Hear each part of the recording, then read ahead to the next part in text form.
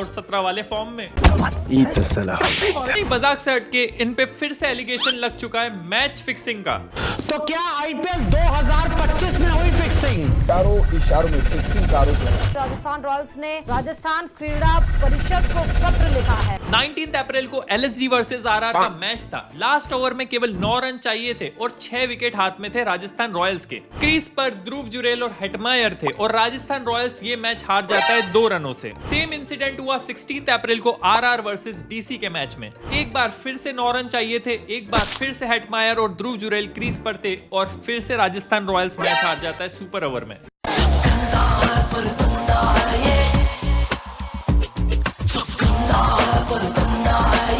ये 2 मैचेस ने ना केवल फैंस के मन में डाउट क्रिएट कर दिया बल्कि जयदीप बिहानी जो कि आरसीए बोले तो Rajasthan cricket association ad hoc committee के कन्वेनर है, उन्होंने राजस्थान रॉयल्स पर फिक्सिंग के एलिगेशन लगाए हैं। और आपको बता दूं, एक लाल डायरी का किसी भले टाइम में जिक्र हुआ था, उसमें भी राजस्थान रॉयल्स से जुड़े हुए एक व्यक्ति का नाम था। सुनने में आया कि वो नाम राजीव खन्ना साहब का था।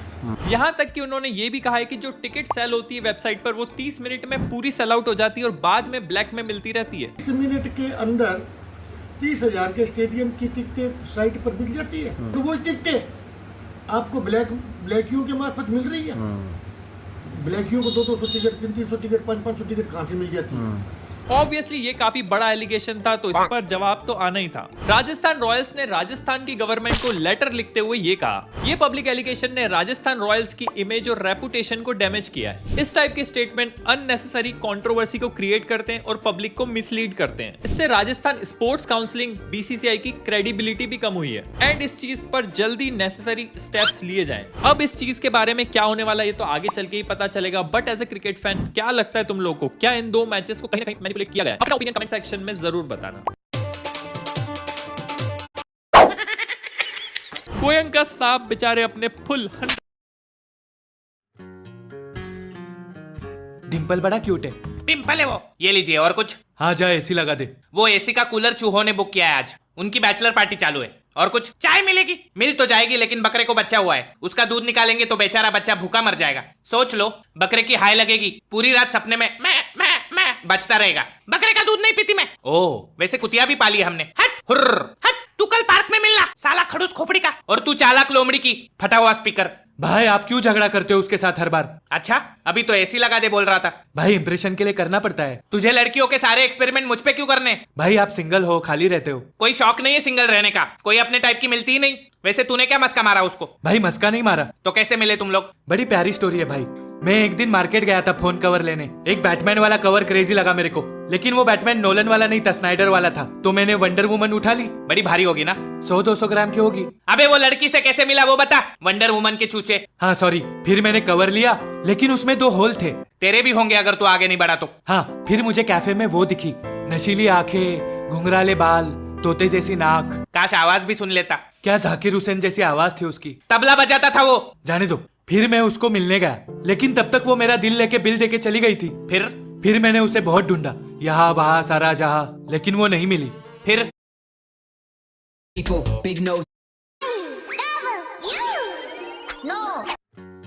हाय हेलो, क्या हुआ? जगह पसंद नहीं आई? Kind of. तूने ही तो जगह चूज की है। या कुछ मंगाए? मुझे ना यहाँ के फ्राइज बहुत पसंद है। तो फ्राइज मंगाते, 2 फ्राइज करना। नहीं, मैं तो बर्गर खाऊंगी। फिर मैं भी बर्गर खा लेता हूँ। तुम मुझे कॉपी क्यों कर रहे हो? फ्राइज खाऊंगा मैं। सुना है यहाँ के अच्छे होते। किसने बताया? वो कबूतर गया था कान के बाजू। अच्छा, वैसे यहाँ की कोल्ड कॉफी भी मस्त है। वाह, 2 कोल्ड कॉफी करना। एक करना, और मेरे लिए वर्जिन मोहितो। हाँ तो मेरे लिए एक रणवा मोहितो। इस बार कॉपी नहीं किया, ठीक है?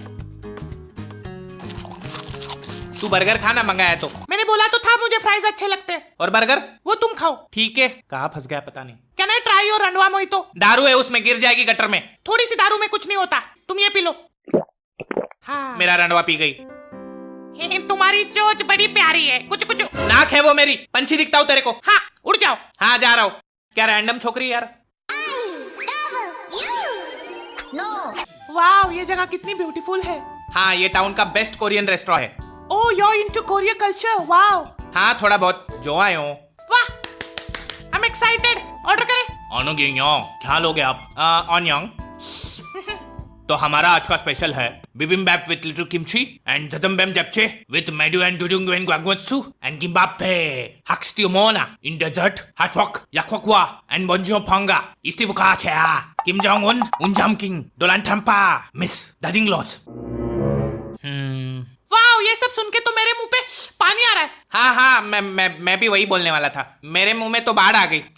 हाँ तो मुझे चाहिए जीरा and cook with kimbap to fill and some जॉक्से बख्यम्यम छंगो छछुछी छुछुछी बैंगा भोक्का हाक्सियू बॉक्से थू बोका छोदा केमन आखे यामा खो तुम्हें आके बाखोबाशी बस। ओके मैं तो एक्साइटेड हूँ कि तुम क्या ऑर्डर दोगे।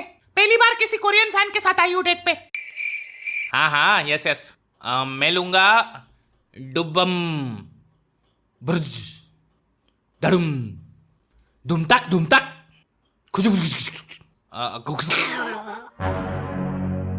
मजा आया तेरे साथ डेट पे, वापस कभी नहीं मिलेंगे। ओनियन गमछा मिद्दा बाय।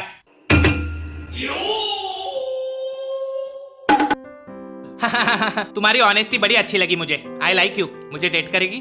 ऑफ कोर्स क्यों नहीं। चलो हो गया। तेरा बहुत ध्यान रखूंगी, तुझे छोड़ के किसी को भी नहीं देखूंगी और फिर तू मेरे प्यार में पूरा अंधा हो जाएगा। सुनने में अच्छा लग रहा है और अच्छा लगेगा। सुन फिर मैं तुम्हारे साथ फ्यूचर प्लान्स बनाऊंगी और फिर मैं तुझे थोड़ा थोड़ा इग्नोर करूंगी, फिर तू मुझे और अटेंशन देगा, मैं और इग्नोर करूंगी, तू और अटेंशन देगा, फिर एक दिन तुम्हें गुस्सा आएगा और तुम सामने से ब्रेकअप करोगे। क्या? फिर मैं खुश हो जाऊंगी पर तुम्हें दिखाऊंगी नहीं, एक्टिंग करूंगी जैसे मुझे बहुत तकलीफ हो रही है। तुमसे वो देखा नहीं जाएगा, तू मुझे वापस बुलाएगा, मनाएगा, गिड़गिड़ाएगा, बंदी रोना करेगा, फिर मैं वापस आ जाऊंगी। फिर इस बार मैं ब्रेकअप करके चली जाऊंगी। ये सब करने से क्या मिलेगा तेरे को? रिबेल। लेकिन मेरे साथ क्यों? अरे यही तो मेरी जॉब है, रिलेशनशिप MLM। मैं अभी सिल्वर लेवल पे हूँ और लेवल सबके निकलेंगे। हमारी एक लीडर है, वो डायमंड लेवल पे है, वो क्रिकेटर्स के साथ ये सब करती है। वेटर बिल जल्दी ला।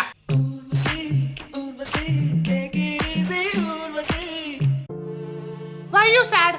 अरे कुछ नहीं, वो बस मेरी दादी बीमार है। ओह मेरी दादी ने तो मुझे ये अरमानी की वॉच दी गिफ्ट में और ये पर्स भी म्यू म्यू की है। ऑपरेशन का खर्चा बहुत है दादी का।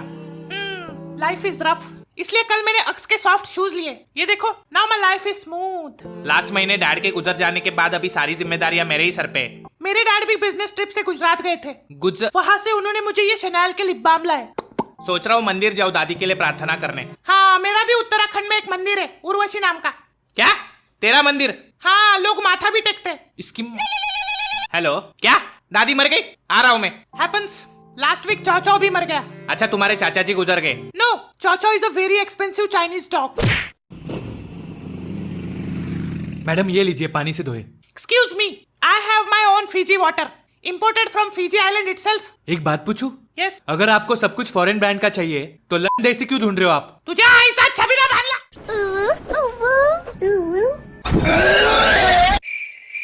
होठों को क्या हुआ? मधुमक्खी ने काटा?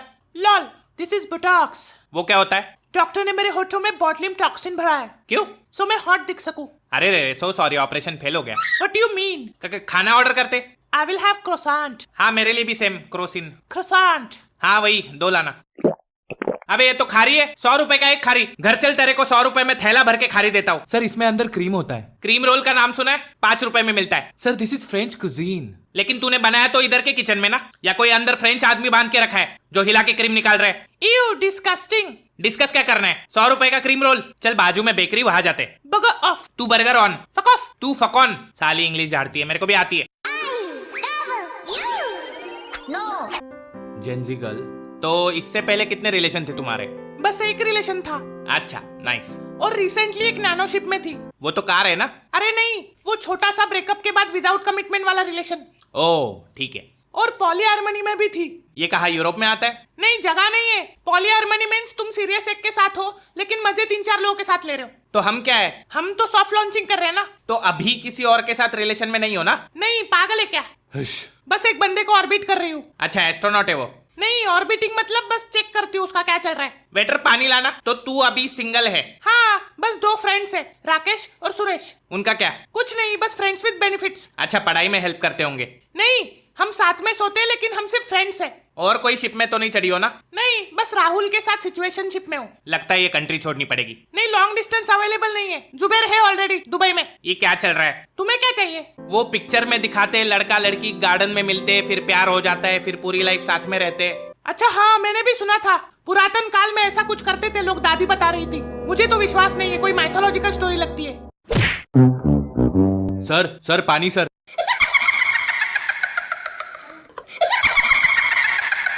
तो क्या खाओगी? I would like to have 2 अंगूर और बीच में एक split banana and sex on the beach. क्या? ड्रिंक है लॉडू, और उस पे ना नमक लगाना, मैं चाटूंगी। डिनर के बाद? डिनर के बाद we are going to my place. Yes. फिर मैं तुम्हें नंगा करूंगी, तुम्हारे हाथ को मैं बेड से बांध दूंगी। गिरफ्तार होने को रेडी हूँ मैं। फिर मैं तुम्हारे ऊपर बैठ जाऊंगी और मैं तुम्हारे सारे कपड़े निकालूंगी। कांटे आ रहे मेरे शरीर पे। और फिर मैं प्यार से तुम्हारे गले के पास अपना मुंह लेके जाऊंगी, फिर चबाऊंगी। ओके। फिर मैं तुम्हारे शरीर का सारा खून चूस लूंगी। खून चूसना रहने देते, ठीक है। फिर मैं तुम्हारे प्यारे छाती में अपने नाखून गाड़ूंगी और तुम्हारा दिल निकाल के खाऊंगी। क्या? बहुत दिन से प्यासी हूँ मैं। वैम्पायर, बचाओ बचाओ, मेरे को बचाओ। शिट, किसी और को पकड़ना पड़े। हेलो, मुझे कुर्सी पे बैठना आता है, बच्ची नहीं हूँ मैं। अरे ठीक है, वैसे अच्छी लग रही है। ये मैंने तुम्हारे लिए नहीं, अपने लिए पहना है। I don't need your compliments, okay? Okay. Hobbies क्या है तुम्हारी? समाज से मर्द जात खत्म कर देना। क्या? और तुम्हारी hobbies? Let me guess, WWE, नहीं तो कोई स्पोर्ट्स खेलते होंगे बच्चों की तरह। हाँ, क्रिकेट खेलता हूँ। क्रिकेट? छी 11 मर्द एक बॉल के पीछे। चेस भी खेलता हूँ कभी कभी। हाँ, वो रेसिस्ट गेम। एक बात बताओ, ये व्हाइट पीसेस हमेशा पहले क्यों चलते? Black lives matters. हॉबीज रहने देते। चिकन मंगाए? छी, तुम बेजुबान जानवरों को काट के खाते हो, शर्म नहीं आती? तो फिर पनीर मंगा देते। जानवरों के बच्चों से उनका दूध छीनने वाले आदमी। थू! क्या? एक्सक्यूज मी, शहद और पानी मिलेगा? बेचारी मधुमक्खियों से उनका घर छीनने में मजा आता है तुझे? बस पानी चलेगा। कुछ बोलो या बोरिंग हो? ये बैग अच्छा है। हाँ, गुची का है, 1 लाख का। घोड़े की चमड़ी लग रही है। हाँ, इतना तो चलता है ना, 1 लाख दिया है। और ये इसका बेल्ट मगरमच्छ का लग रहा है। You know, I hate crocodiles, किसी काम के नहीं होते, डराते अलग। तू बीमार होती है तो क्या करती है? मेडिसिन खाती हूँ। वो तो जानवरों से बनती है, मत खाओ। अरे, और ये कॉटन के कपड़े पहने, बेचारे रेशम के कीड़ों से उनका घर छीनने में मजा आता है तेरे को? क्या? और गाड़ी मत यूज कर, चल के घर जा, पेट्रोल से एनवायरमेंट खराब होता है। पानी क्यों पीना है? मछलियों से उनका घर छीनने वाली औरत। हाँ, सांस कैसे ली तूने? जानवरों से उनका ऑक्सीजन छीनती है। नहीं लूंगी। पादी कैसे तू? पोल्यूशन फैलाती है। पादने का नहीं बिल्कुल। साली मेरे को गिल्ट ट्रिप दे रही कब से। क्या सड़ेली जगह यार। बंद कर, साला प्या रुलाता रहता है। यही तो सारी लड़कियों को फैंसी रेस्टोरेंट चाहिए, नहीं तो मैं संतोष पाव भाजी जाने वाला था। हाँ, क्या मस्का मारता है वो संतोष। फिर तेरी हॉबीज क्या है? दिन में वसूली, रात में किडनैपिंग। और तेरी? दिन में किडनैपिंग, रात में चोरी। क्या माँ चोद रहा है? फिर वो बच्चा अच्छा है, अमीर लग रहा है, उठा लेते। 4 खोखा मांगेंगे तिचा माँ आइला। किसी लौंडिया के साथ लफड़ा तो नहीं चल रहा ना तेरा? नहीं, एक थी, बहुत सर खाती थी, उसका सर उड़ा दिया। शाबाश, आज के बाद किसी को देखा तो तेरे टट्टों में बारूद भर के तेरे नुन्नू को आग लगा दूंगी। क्या कर रहा है? किसको फोन लगा रहा है? हेलो मम्मी, बहू मिल गई। पाए लागू माजी, आज बिरयानी बनाना, बड़ा शिकार हाथ में लगा है। 1 मिनट, आउटरो देता हूँ। तो भाई लोग, अगर आपको वीडियो पसंद आए तो वीडियो को लाइक ठोको, नए हो तो सब्सक्राइब ठोको। और अगर नए टॉपिक, इस वीडियो को देखने के बाद मैं कह सकता हूँ कि तुम्हारे अंदर एक बदलाव आएगा और इस वीडियो के लास्ट में तुम्हें एक ऐसी चीज मिलेगी जो और कोई यूट्यूबर नहीं दे।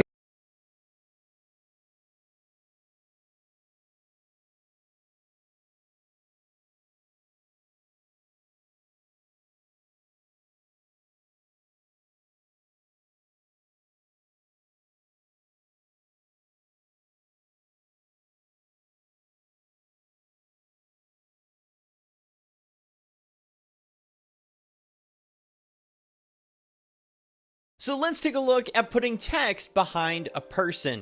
Here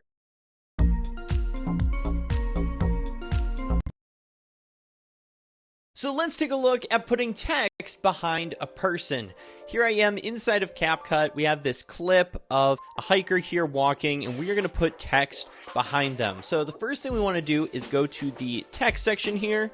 we're going to click add text and then type the text that we want to put behind them. We're just going to do journey, because that seems appropriate. Then we're going to go to our font and adjust that as well. I'm also going to go ahead and style the text a bit as well. I'm probably going to add some black shadow behind this to make it stand out nice. All right, got my text all set up, so I can just click the check mark here and extend the text for the full duration of the clip. And here's where the magic trick comes in. And part of this is making sure you have the text exactly where you want it. You have any transitions added if you want to add transitions to your text. All that's there. And then what you want to do is export this video. So we're going to save it to our camera roll, and then we're going to add it to a different project.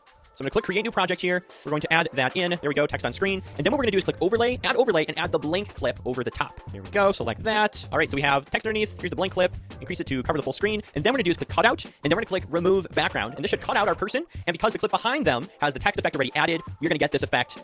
Boom, there we go. The text is behind our person as they're walking. Even with the camera moving, we now have that cool cinematic look with something behind a person. This works for text. This works for stickers and other elements that you want to slide up from behind someone. You can do that using this trick. While we're on the topic of text, let's take a look at how you can do video in text. And if you don't know what this is, let me show you an example here. This is what video in text looks like, and here's how to do that effect. Inside of CapCut, you're gonna click new project, and then you're gonna click on stock videos, and you wanna click on this black image or a little video clip here. We're gonna add it in, extend it for a few seconds here, like so. Cool, should be good enough. And then what we wanna do is add our text in that we want to have a video behind. So I'm gonna click text, I'm gonna click on add text, and we're gonna type this in. Now, normally for video in text, the shorter the phrase, the better. So for this example, I'm gonna choose travel, which I think is on the longer side. You really want this to be only just a couple of letters, so that way the video is very visible. And then what you also want to do is when choosing a font, choose a very bold font. Like this Avenir Next is really bold. And what we'll end up doing, we're going to increase the size of this to take up a lot of the screen. Because again, the video is going to be playing inside the text. There we go. That's all set up. And the one final step after you choose a font, a nice bold font, is to go to style. And we want to change the color of the text in here in order to achieve this effect. Now, what I've seen work the best out of all the colors you could choose is this one. Because what we're essentially going to do is green screen chroma key, remove the color so we can see the video underneath. I tried green. It didn't turn out as well as I liked. I went through a ton of colors. I found this light yellow here to be the best color. So I'm going to click check and make sure it extends for the full length of the black video there. There we go, 9 seconds. And then I'm just gonna export it, just like that. And we're gonna take that video and put it into our other project. All right, so in my project, I have this like drone video of these like mountains here and the beach. So all I'm gonna do is click overlay, add overlay. You can see I've tested all these colors here. I'm gonna click on the light yellow color here, click add, going to increase the size to take up the full screen. And then what I'm gonna do is click on it, go to cutout, click on chroma key, and then drag this over the yellow and turn up the intensity. Now you want to be careful here because if you turn it to 1, you can kind of see the yellow particles there. So you got to get just right. If you go too far, it's going to erase everything. So that's why the color really matters, because you really want to make sure you don't have any little bit left behind or seeing the colors and stuff. And this text, and one additional, another keyframe, and then just zoom in through one of the letters. So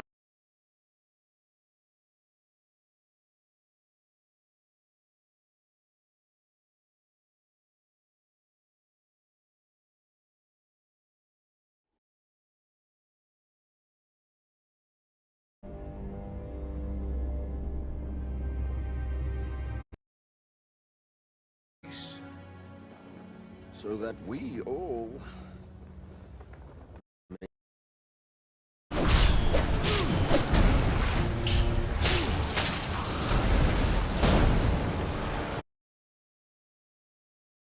gulf countries 1990 में युद्ध के एक ऐसे आग में झुलस गई थी जिसमें 2 या 4 नहीं बल्कि 39 कंट्रीज ने एक साथ भाग लिया था। यह युद्ध 1990 से लेकर 1991 के दरमियान हुआ था, जिसमें सद्दाम हुसैन की लीडरशिप में इराक ने कुवैत के खिलाफ इन्वेजन किया था। पूरी दुनिया को यह लग रहा था कि क्रूड ऑयल और टेरिटोरियल डिस्प्यूट की वजह से ये युद्ध हुआ था, लेकिन सच्चाई इससे कहीं ज्यादा। कोई अपने बदले के लिए किस हद तक जा सकता है, अगर ये जानना हो तो इसका best example Israeli intelligence agency Mossad है, जो जब चाहे जहां चाहे अपने दुश्मनों को मौत के घाट उतार सकती है। ये एजेंसी इतने खुफिया तरीके से ऑपरेशंस को अंजाम देती है कि दुनिया में किसी को भनक तक नहीं लगती। इसके एजेंट्स बेहद डेंजरस और लगभग इम्पॉसिबल ऑपरेशंस को अंजाम दे चुके हैं, जिससे पूरी दुनिया में मोसाद के नाम का डंका बजता रहा है। आज की कहानी भी उन्हीं ऑपरेशंस में से एक की है, जिसे मोसाद ने 1972 में म्यूनिक समर ओलंपिक्स के दौरान मारे गए 11 इजरायली एथलीट्स की मौत का बदला लेने के लिए शुरू किया था। इस ऑपरेशन को राथ ऑफ गॉड नाम दिया गया था, जिसका मतलब होता है ईश्वर का गुस्सा। मोसाद ने अपने इस ऑपरेशन को 20 साल तक जारी रखा, जिसे पूरा करने के लिए उसने कई देशों की सीमाएं भी लांघ दी। मोसाद ने यूरोप और मिडिल ईस्ट के देशों में घुसकर अपने दुश्मनों को ऐसे चुन चुन कर दर्दनाक मौत दी कि पूरी दुनिया उनके कारनामे से हैरान रह गई। उसके एजेंट्स कभी महीनों तो कई बार सालों तक अपने टारगेट का पीछा करते। जब उनसे जुड़ी पूरी जानकारी जुटा लेते तो वो उसे एलिमिनेट करने से 1 घंटा पहले उसकी फैमिली के पास फूलों का गुलदस्ता और एक कंडोलेंस कार्ड भेजते, जिसमें लिखा होता, याद रखो हम ना तो कभी भूलते हैं और ना माफ करते हैं। इसके बाद वो दुश्मन को 11 गोलियां मारकर छलनी कर देते। ये उनका म्यूनिक में मारे गए अपने 11 खिलाड़ियों को ट्रिब्यूट देने का तरीका था। सैकड़ों पेचीदगियों और मुश्किलों से भरा ये ऑपरेशन इजराइल ने तब तक जारी रखा जब तक कि उसने अपने खिलाड़ियों के एक कातिल को मिट्टी में नहीं मिला दिया। तो आइए जानते हैं क्या था इजराइल का operation Wrath of God. Mossad ने इसको कैसे अंजाम दिया? आखिर कैसे दुनिया के अलग अलग देशों में घुसकर मोसाद ने एक कर अपने सभी दुश्मनों को खाक में मिलाया? The Munich Olympics took a tragic turn. Palestinian gunmen attacked the Israeli team. In the early morning hours, 8 Palestinian terrorists, disguised in tracksuits, scale a chain-link fence and sneak into the Olympic Village. 11 people were killed after a botched rescue operation. The attack caused a deep rift between Germany and Israel. Ali Hassan Salameh, the man. कहानी की शुरुआत 5 सितंबर 1972 से होती है, जब waste Germany के Munich शहर में समर ओलंपिक्स चल रहा था, जिसमें इजराइल सहित 122 कंट्रीज के खिलाड़ी अपने अपने देशों को जिताने के लिए जोर आजमाइश कर रहे थे। वेस्ट जर्मनी इस समय अपने आप को दुनिया के सामने एक ऐसे शांति प्रिय देश के रूप में पेश कर रहा था जो अग्रेसिव नेशनलिज्म के खिलाफ था। यही वजह थी कि वेस्ट जर्मनी के ऑर्गेनाइजर्स ने इस ओलंपिक को games of peace and Joy का नाम दिया था, और ओलंपिक विलेज का माहौल ओपन एंड फ्रेंडली रखने के लिए उन्होंने यहाँ सुरक्षा के कुछ खास कड़े बंदोबस्त भी नहीं किए थे। इसी ढील का फायदा उठाकर पैलेस्टीनियन मिलिटेंट ऑर्गेनाइजेशन ब्लैक सितंबर इस शांति और खुशी के खेल को मौत के खेल में बदल देना चाहता था। ब्लैक सितंबर के मिलिटेंट्स म्यूनिक ओलंपिक्स विलेज में घुसकर इजरायली एथलीट्स को हॉस्टेज बनाना चाहते थे, ताकि इसके सहारे इजरायली गवर्नमेंट पर प्रेशर बनाकर इजराइल की जेलों में बंद 234 पैलेस्टीनियन प्रिजनर्स को रिहा करवाया जा सके। इसी खौफनाक इरादे से 5 सितंबर 1972 की सुबह 4:30 बजे ब्लैक सितंबर के 8 आतंकी एथलीट्स जैसे हूबहू स्पोर्ट्स ट्रैक सूट पहनकर यहाँ की 10 फुट ऊंची फेंस को कूदकर अंदर घुस जाते हैं। अंदर घुसते ही 8 आतंकी इजरायली क्वार्टर्स की तरफ बढ़ने लगे और वहां पहुंचते ही राइफल्स और हैंड ग्रेनेड्स हाथों में लेकर जोर जोर से धक्का मारकर इजरायली प्लेयर्स के दरवाजों को खोलने लगे। तभी उन्हें ऐसा करते इजरायली रेसलिंग रेफरी योसेफ गटफ्रूंड और रेसलिंग कोच मोशे वीनबर्ग ने देख लिया। हथियारों को देखकर उन्हें सिचुएशन समझने में देर नहीं लगी। वो दोनों इन आतंकियों से भिड़ गए और जोर जोर से चिल्लाकर सभी इजरायली खिलाड़ियों को वहां से भागकर जान बचाने को कहने लगे। उनकी आवाज सुनकर जहां कुछ इजरायली एथलीट्स बचने के लिए दूसरे कंपाउंड में भागने लगे, तो वही Israeli weight lifter Yossef Romano उन दोनों का साथ देकर आतंकियों को रोकने की कोशिश करने लगे। इस दौरान तीनों ने एक आतंकी को घायल भी कर दिया, लेकिन तभी बाकी के आतंकियों ने उन पर गोलियां चला दी, जिससे योसेफ रोमानो और मोशे वीनबर्ग की मौके पर ही मौत हो गई, जबकि योसेफ गटफ्रूंड को उन्होंने बंदी बना लिया। इसके बाद आतंकियों ने एक एक कर पूरे 9 इजरायली एथलीट्स को हॉस्टेज बना लिया और जर्मन गवर्नमेंट के सामने इजराइल की जेलों में बंद 234 फिलिस्तीनी कैदियों को रिहा करने की मांग की। जर्मन गवर्नमेंट ने इसके लिए इजरायली प्राइम मिनिस्टर गोल्डा मेयर से बात की, लेकिन उन्होंने आतंकियों की किसी भी मांग को मानने से इनकार कर इजरायली खिलाड़ियों को रेस्क्यू करने के लिए जर्मन गवर्नमेंट से वहां अपनी टीम को भेजकर एक सीक्रेट ऑपरेशन करने की परमिशन मांगी। इतनी बड़ी घटना हो जाने के बावजूद भी ओलंपिक कमेटी खेल को रोकना नहीं चाहती थी, इसलिए जर्मन अथॉरिटी ने इजराइल को यहां ऑपरेशन करने की परमिशन नहीं दी, पर उन्हें भरोसा दिलाया कि जर्मन फोर्सेस इजरायली प्लेयर्स को कुछ नहीं होने देंगे। इजराइल द्वारा डिमांड्स के ठुकराए जाने के बाद आतंकियों ने जर्मन अथॉरिटीज के सामने एक अलग डिमांड रखी, जिसमें उन्होंने एक प्लेन की मांग की, जिससे वो अपने साथ सभी इजरायली हॉस्टेजेस को इजिप्ट की राजधानी कायरो ले जा सके। जर्मन अथॉरिटीज ने आतंकियों की इस डिमांड को मान लिया और इन सब के बीच इजरायली एथलीट्स को रेस्क्यू करने के लिए एक ऑपरेशन प्लान किया, जिसमें तय हुआ कि जैसे ही आतंकी एयरपोर्ट पर प्लेन में सवार होने के लिए हेलीकॉप्टर से उतरेंगे, तभी वहां छिपे हुए वेस्ट जर्मनी के स्नाइपर्स उन्हें अपना निशाना बनाकर सभी इजरायली एथलीट्स को छुड़ा लेंगे। लेकिन हैरानी की बात यह थी कि इतने बड़े ऑपरेशन को शुरू करने से पहले वेस्ट जर्मनी के पास आतंकियों का सही आंकड़ा तक नहीं था। उन्हें केवल 5 आतंकियों का पता था, जबकि वहां 8 आतंकी मौजूद थे। आतंकियों के सही आंकड़े की जानकारी न होने के बावजूद 5 जर्मन स्नाइपर्स प्लान के मुताबिक फर्स्टेनफेल्डब्रक एयरपोर्ट के रनवे के आसपास पोजीशन लेकर आतंकियों के पहुंचने का इंतजार करने लगे। कुछ देर बाद आतंकियों और हॉस्टेजेस को लेकर दोनों हेलीकॉप्टर्स एयरपोर्ट पर पहुंच जाते हैं, जिसके बाद 2 आतंकी हेलीकॉप्टर से उतरकर प्लेन की चेकिंग के लिए आगे बढ़ते हैं। लेकिन जब वहां उन्हें ऑन बोर्ड होने के लिए कोई और व्यक्ति दिखाई नहीं देता तो आतंकी तुरंत समझ जाते हैं कि यहाँ कोई ट्रैप है और वो दौड़कर वापस हेलीकॉप्टर की ओर भागने लगते हैं। इतने में जर्मन स्नाइपर्स उन पर गोलियां चला देते हैं। दोनों ओर से भयंकर गोलीबारी शुरू हो जाती है। ऐसे में बचने की कोई उम्मीद ना देखकर एक आतंकी हॉस्टेजेस से भरे हेलीकॉप्टर पर बॉम्ब फेंक देता है, जिससे वहां एक जोरदार धमाका होता है और हॉस्टेज बनाए गए सभी 9 एथलीट्स मारे जाते हैं। इस मुठभेड़ में जर्मन स्नाइपर्स भी 5 आतंकियों को मार गिराने में सफल रहते हैं, जबकि 3 को जिंदा पकड़ लिया जाता है। अपने 11 इजरायली एथलीट्स की मौत से इजराइल में हंगामा मच गया। वहां की जनता गुस्से में अपनी ही सरकार को कोसने लगी और कातिलों को कड़ी सजा देने की मांग करने लगी। गोल्डा मेयर, जो पहले से ही इस इंसिडेंट से परेशान थी, उन पर जल्दी ही कोई एक्शन लेने का प्रेशर बढ़ने लगा था। सालों से इजराइल मौत के बदले मौत वाली थ्योरी को फॉलो करता आया था, इसलिए अगले ही दिन गोल्डा मेयर ने एक इमरजेंसी मीटिंग बुलाई, जिसमें डिफेंस मिनिस्टर मोशे डायन और मोसाद के टॉप ऑफिसर्स के साथ मिलकर उन्होंने कुछ जरूरी स्टेप्स उठाने का फैसला किया। मीटिंग के अगले ही दिन इजराइल ने सीरिया और लेबनान में PLO के ठिकानों पर भारी बमबारी की, जिसमें करीब 200 PLO मिलिटेंट्स मारे गए। बाद में फिर इजरायली फोर्सेस ने सदर्न लेबनान में घुसकर 100 से भी ज्यादा ऐसे घरों को तबाह कर दिया जहां PLO मिलिटेंट्स छिपे हो सकते थे। इजराइल के इस एक्शन से इजरायली पब्लिक का गुस्सा तो कुछ हद तक कम हो गया था, लेकिन इजरायली अथॉरिटीज अच्छे से जानती थी कि उनके खिलाड़ियों के असली कातिल अभी भी खुली हवा में सांस ले रहे हैं। इसलिए एक जबरदस्त सीक्रेट ऑपरेशन प्लान किया गया, जिसे सफल बनाने की जिम्मेदारी मोसाद को सौंपी गई। मोसाद ने PLO, ब्लैक सितंबर और यूरोप में एक्टिव उसके एसोसिएट ऑर्गेनाइजेशंस के कुल 35 लोगों की एक लिस्ट तैयार की, जिन्हें इस ऑपरेशन के दौरान मारा जाना था। ये सभी आतंकी दुनिया के कई देशों में छुप कर बैठे हुए थे, इसलिए इजराइल को बिना परमिशन के दूसरे देशों में घुसकर इन्हें मारना था, जिससे इजराइल को उन देशों के साथ रिलेशन खराब होने का भी डर था। यही वजह थी कि शुरू में गोल्डा मेयर इसके लिए तैयार नहीं थी, लेकिन बाद में मोसाद ने उन्हें इसके लिए तैयार कर लिया। इस ऑपरेशन को मोसाद के intelligence officer Michael Harari lead कर रहे थे, जिसे अंजाम देने के लिए उन्होंने 5 यूनिट्स बनाई, जिनमें टोटल 15 एजेंट्स शामिल थे।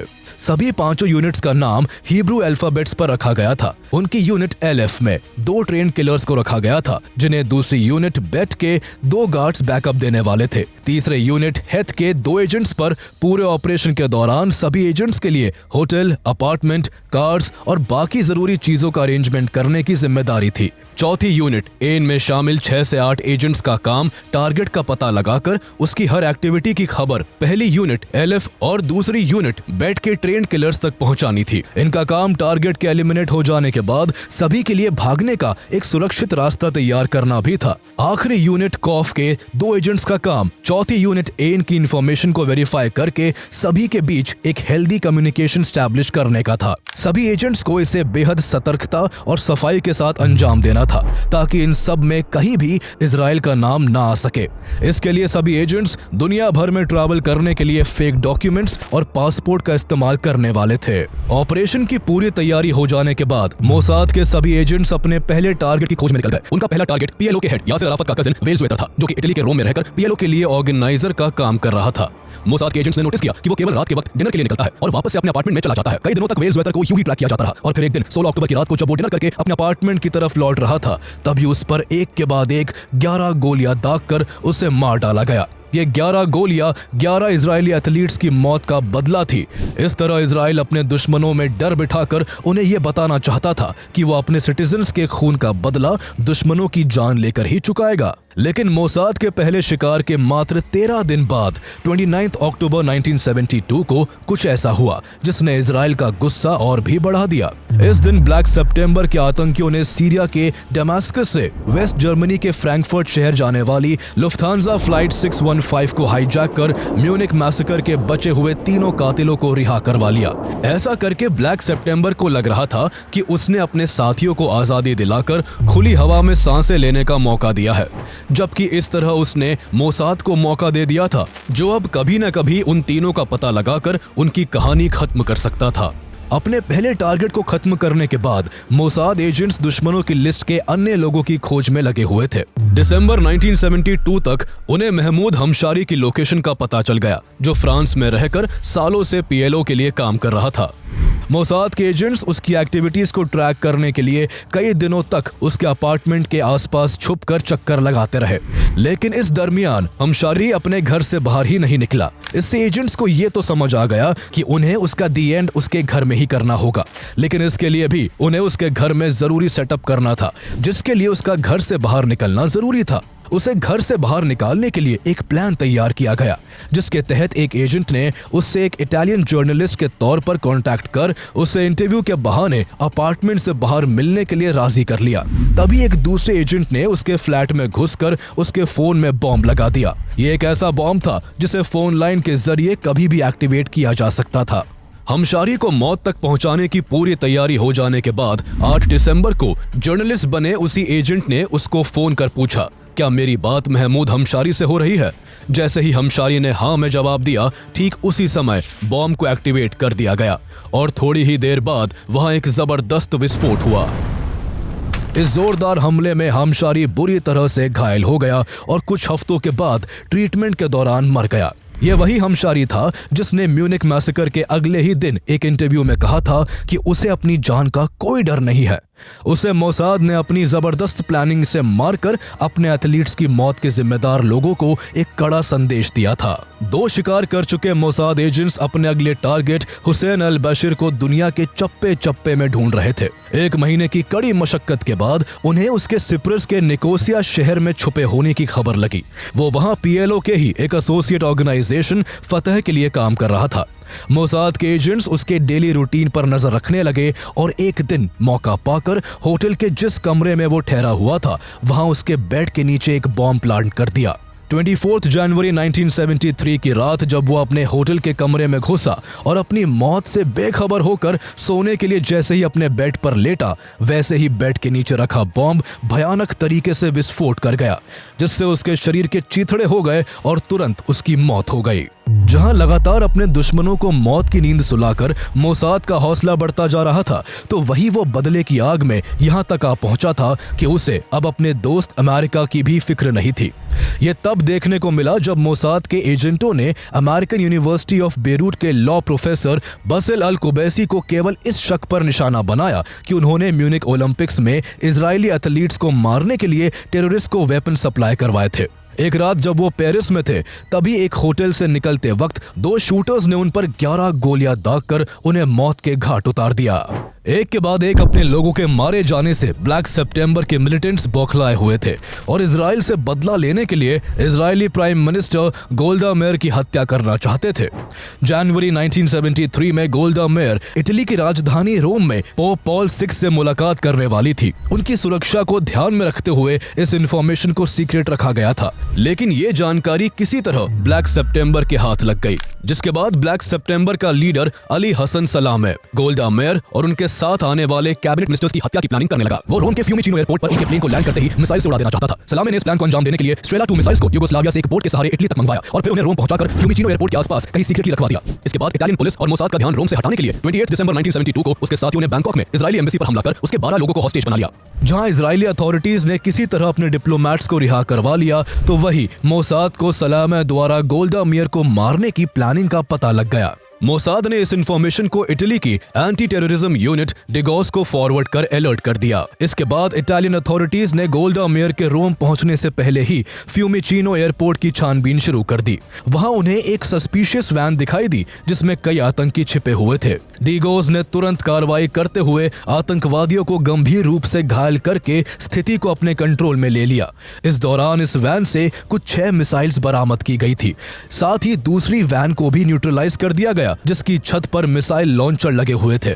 इस तरह आतंकियों का पूरा प्लान चौपट हो गया। अब तक मोसाद अपनी हिट लिस्ट के कई आतंकियों का शिकार कर चुका था, लेकिन आगे की राह उसके लिए आसान नहीं होने वाली थी।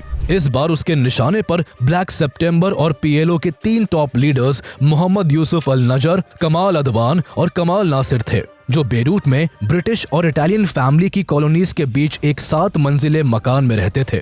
यहाँ उनके घरों की सुरक्षा बेहद कड़ी थी और यहाँ ऑपरेशन को अंजाम देने में ब्रिटिश और इटालियन सिटीजन्स की जान जाने का भी डर था। ऐसे में मोसाद ने ये काम अकेले ना करके इसमें इजरायली नेवी और एलीट कमांडो यूनिट सेरेत मतकल को भी शामिल कर ऑपरेशन की तैयारी शुरू कर दी। इस ऑपरेशन के लिए जनवरी 1973 में मोसाद की एक महिला एजेंट नीलसन को बेरूट भेजा गया, ताकि वो वहां रहकर तीनों टारगेट्स के बारे में छोटी से छोटी जानकारी इकट्ठा कर सके।